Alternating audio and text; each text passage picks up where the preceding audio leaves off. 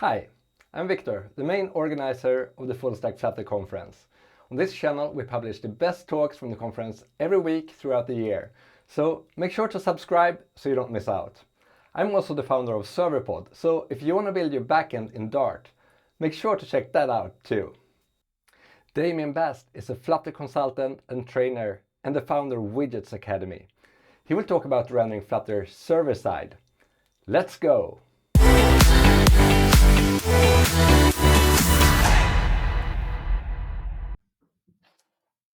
Hey, welcome to server-side rendering in Flutter.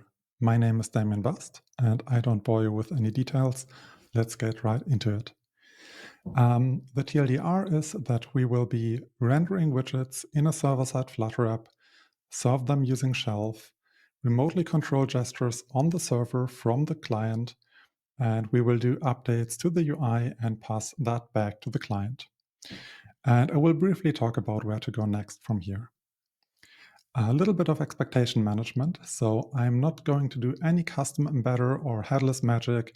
You can follow everything if you just know basic Flutter commands. We will go a little bit into hijacking the OS to Flutter connection, but that's something you will also be familiar with, maybe under a different name. And we will also be hosting a Flutter app inside of a Flutter app and talk to a Flutter app, which is kind of inception, which is really cool. And we will do all of this in the simplest way possible. Like there is no magic, no optimization. I know lots of you will do it way better than the code in this talk, but the idea for this was to really keep it simple so that everybody can follow along. We are not using any state management solutions, no dependency injection, and yeah, that's pretty much it. I still feel like I owe you like a little bit of an explanation of who I am, so let's quickly talk about myself, but not too long. I'm a Flutter consultant and coach based in Hamburg. I'm doing freelance work. I'm helping teams who already adopted Flutter to progress along, to get to the next steps. Kind of a telephone joker for Flutter teams if they ever get stuck. So reach out to me either through X or LinkedIn. My DMs are open, and yeah, I'm always open to work. All right, so how did all of this get started?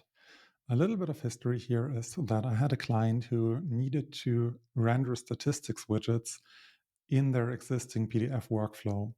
So the idea was to create images of the statistics widgets which were built for the app and basically screenshot them somehow and pass them back from an API so that they can be used in the existing PDF workflow.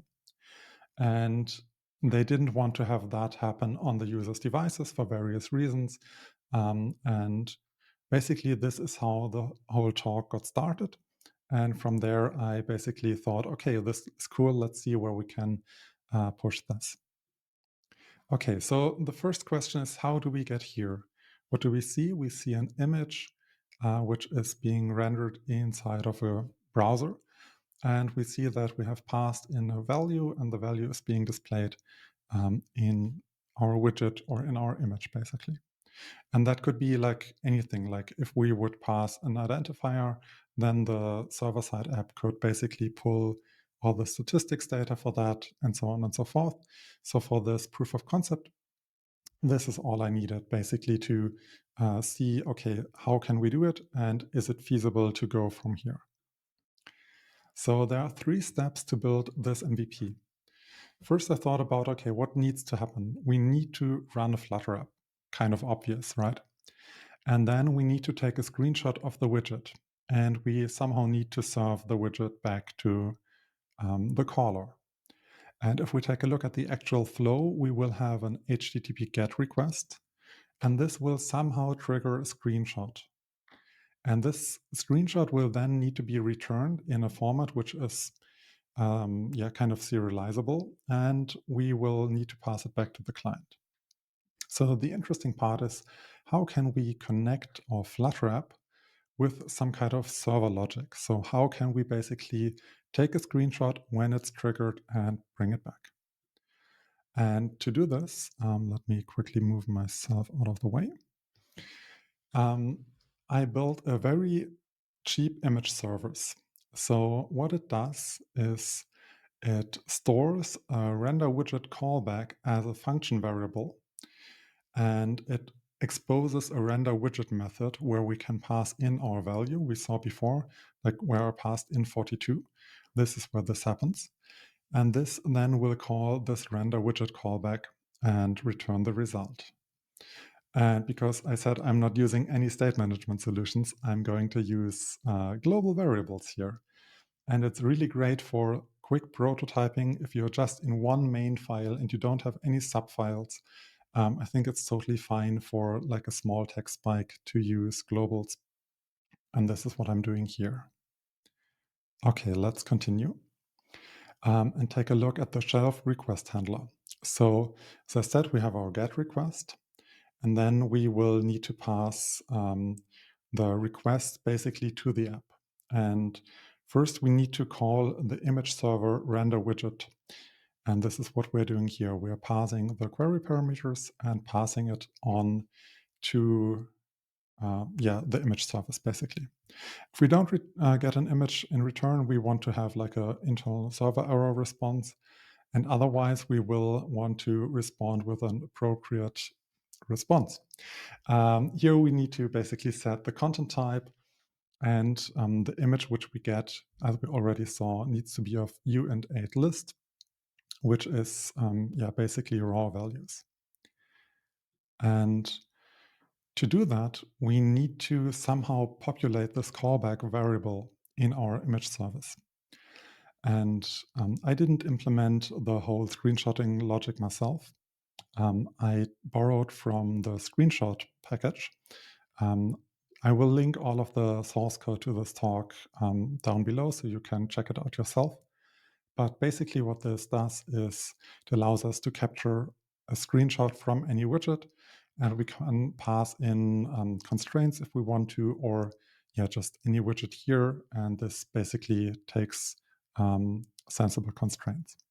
So this demo widget just has like this red box and nothing else. And you can see here the main app, it doesn't show anything except like this text. So we are instantiating our demo widget up here in the capture all method, and that's basically it.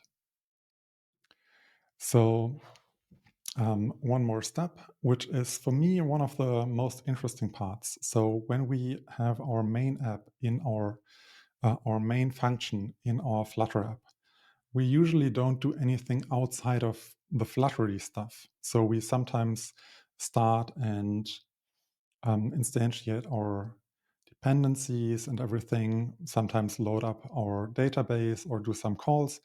But in the end, usually all we do is call our run app and pass it the widget tree which we want to build. In this case, the run app comes last, and we are not really properly using it. I think maybe we could even get around using run app because we are not actually rendering anything, right? So we are only interested in this demo widget being rendered behind the scenes. But to keep it short and keep it simple, I basically started it here. But a little bit above it, you can see that we can start a shelf server as well. So I basically, when I started this, I took the example shelf server and I just pasted it in here and saw if I can make that work. And the interesting part is that it's really easy to add a shelf server component or like any server component to your existing Flutter app. So you could build your own dev tools and whatnot and expose everything on your own basic, on your own API basically. All right, let's see this in action. Okay, so now you can see that it's running as an app. So over here, you see I've got my Flutter app running. I can do hot restart, and then it's printing me out the URL where it's serving.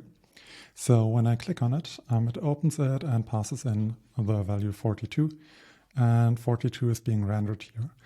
We see that nothing is being rendered on the app itself, like this is completely in the background. So, but if I change it to here, to let's say hello world, I've done that before, as you can see over here, Then it updates the widget, and we basically have now our rendered hello world in an image. As you can see, I can do save image. So this is pretty much what we needed in the first place. We needed to have a way to render a widget into a PNG, and that's happening here. And yeah, that's pretty much it for the very first part of this talk. And now we will move on to the fun part with passing in gestures and hosting a real Flutter app and interacting with it. Okay, just a quick recap to see where we are. So we are able to render widgets on the server side, and we can serve them using Shelf. Now the next steps will be adding in gestures and updating the UI. Okay, so when I thought about this talk and basically the whole idea, Stadia came to mind. I think Stadia was one of the first Flutter apps which was largely available, and it basically did the very similar thing, except that there was no Flutter on the server side. But I think it's very similar in terms of that it passed in the gestures and everything. Okay, let's do a whole app. In our case, I think we will be going with a counter app and render that on the server and have no logic in the front end.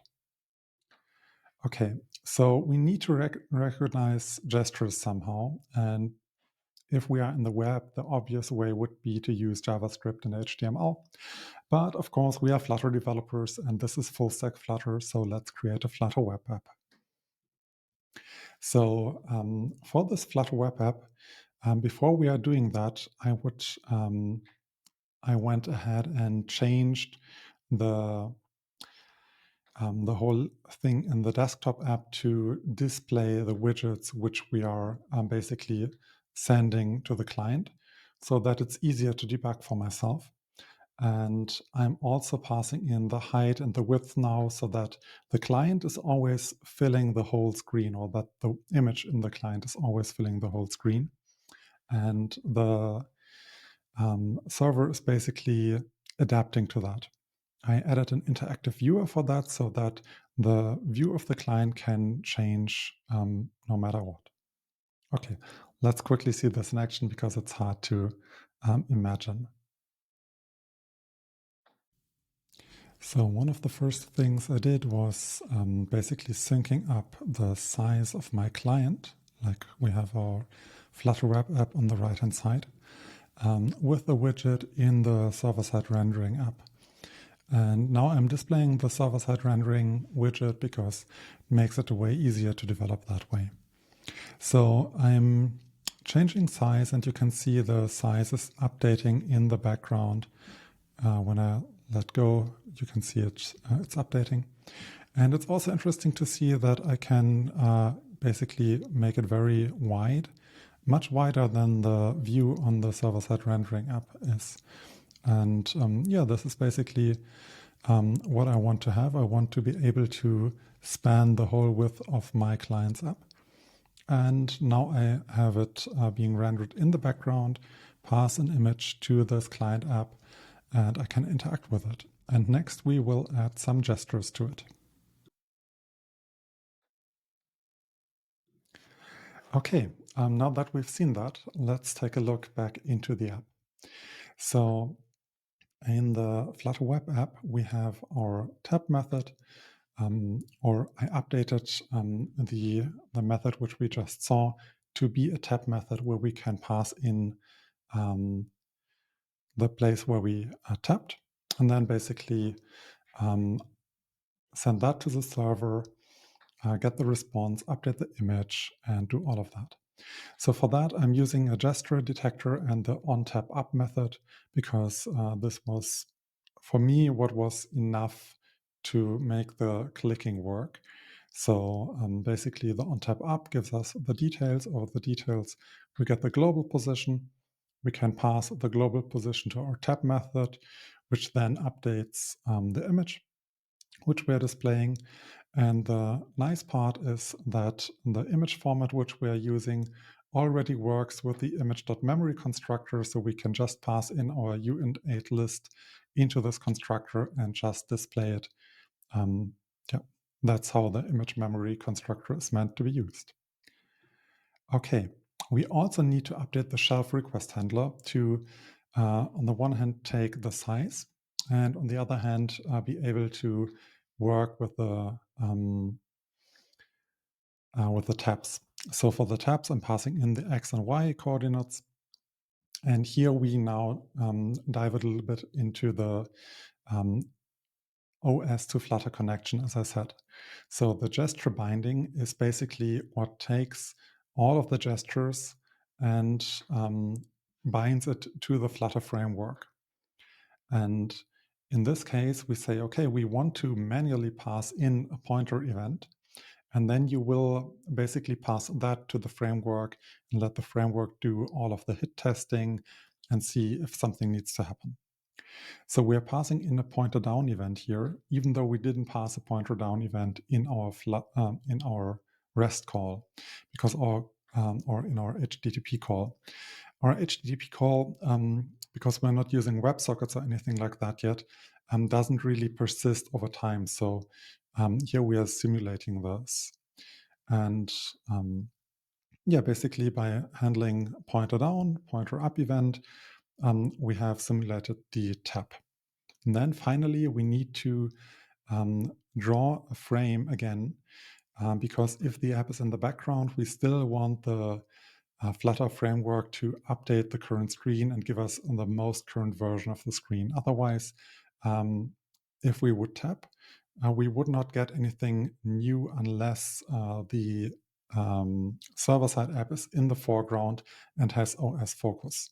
But because we want to use it on the server, we need to use the draw frame method here on the widgets binding.